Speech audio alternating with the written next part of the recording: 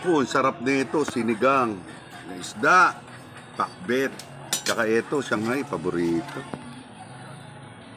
So, siyempre, yung sili labuyo. Uy, sarap. Panalo, mura pa. Oh.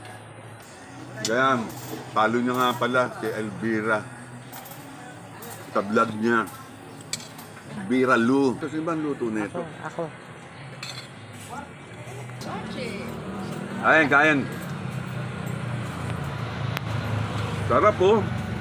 Siyempre, sili labuyo ang magdadala dyan. Tingnan, tuwing tanghali, dito ako kumakain. Sarap yun. Elvira, baka pwede namang ano to, utang. Pwede naman. Yun. Lagi naman, suki naman eh. Yun.